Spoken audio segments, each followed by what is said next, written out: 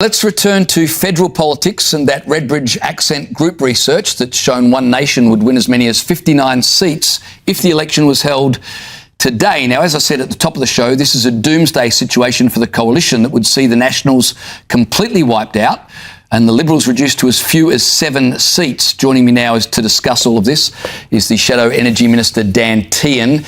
Dan, thanks so much for coming on the program. As I said, this is a worst case scenario for the coalition and it's just polling, but still must be pretty disheartening.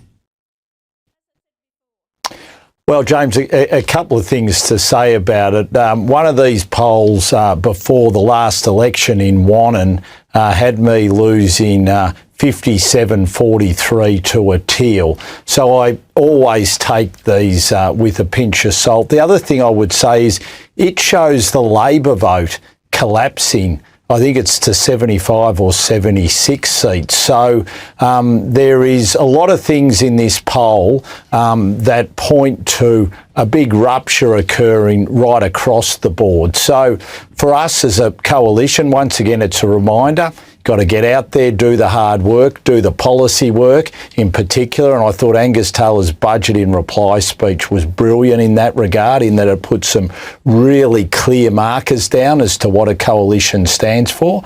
But no one in the coalition is thinking our job's done. That was very much the start, and we've got a hell of a lot of hard work to do between now and the next election.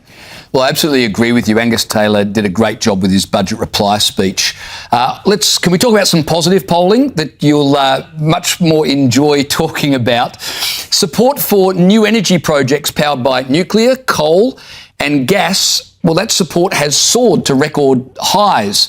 The Mood of the Nation survey published in The Australian at the weekend also found only 40% of voters are confident the 2035 emissions reduction target will be met, and only 32% are confident Australia will achieve the mid-century net zero target. So there's some common sense returning to the electorate in terms of energy policy.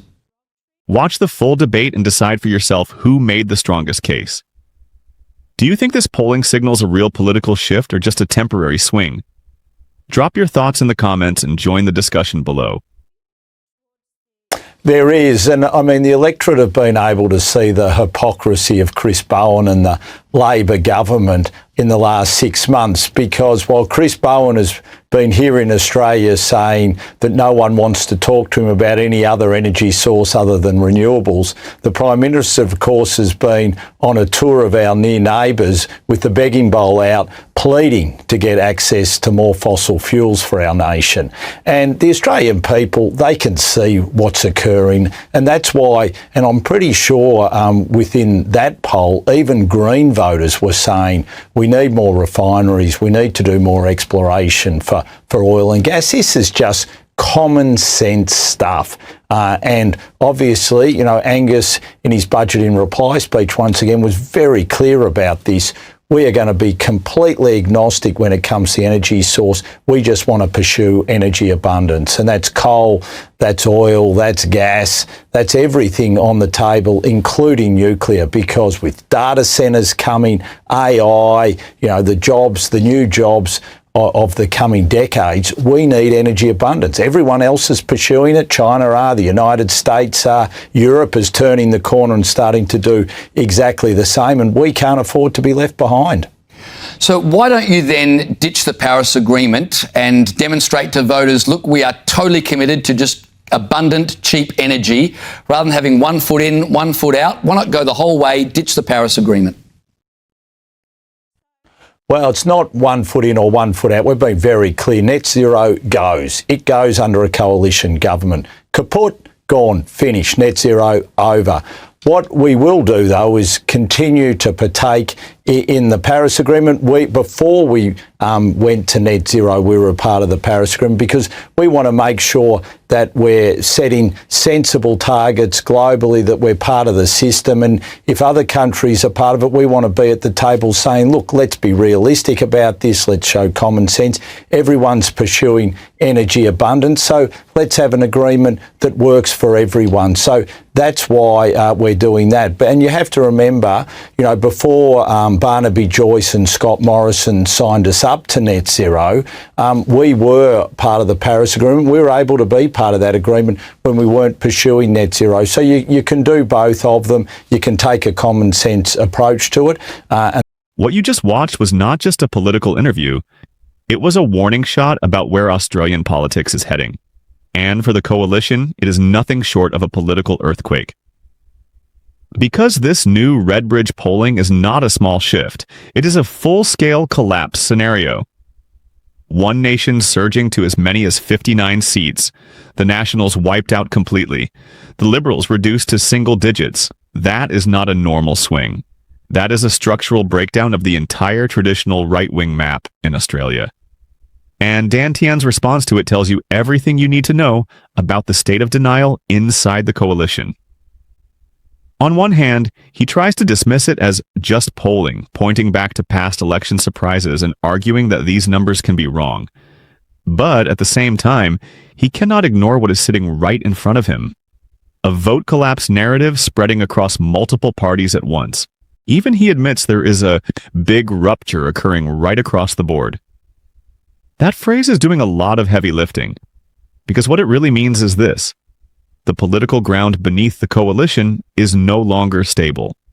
Instead of directly confronting that crisis, the conversation quickly shifts into familiar talking points: energy policy, budget speeches, and internal party positioning. Angus Taylor is praised, policy markers are mentioned, and we hear the same reassurance. We are working hard, we are not done. We will rebuild. But none of that answers the central problem raised by the polling. Why is the coalition collapsing in the first place? Then comes the energy debate. And this is where the messaging becomes even more aggressive. We are told that support for nuclear, coal, and gas is rising. We are told that confidence in net zero targets is falling. We are told the public is finally waking up to what is framed as government hypocrisy. Chris Bowen is accused of pushing one message domestically, while the Prime Minister allegedly seeks fossil fuel access abroad. It is presented as contradiction, confusion, and policy failure all at once. And from that framing, the argument escalates into a full ideological shift. Energy agnosticism, energy abundance, and the rejection of net zero under a future coalition government. But here is the contradiction that stands out.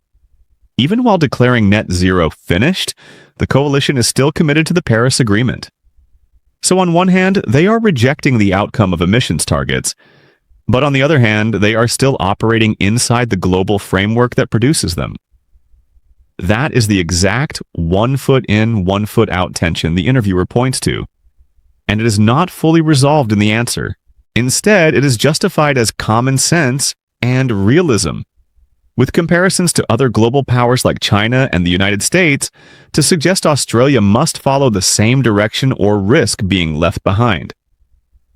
So what we are really seeing here is not just a policy discussion. It is a party trying to reposition itself in real time while polling pressures are forcing urgency into every answer. Because when a political bloc is facing projections like this, wiped out Nationals, single-digit Liberals, and a one-nation surge rewriting the map, every policy conversation becomes something bigger. It becomes survival language. And that is what this entire exchange reflects. Not confidence, not control, but a system reacting under pressure to numbers it cannot easily ignore. Now the real question becomes this: is this polling an outlier, or the first clear signal that Australia's traditional two-party dominance is breaking apart? Drop your thoughts below, because this is no longer just about one nation's surge. It's about what comes after the collapse,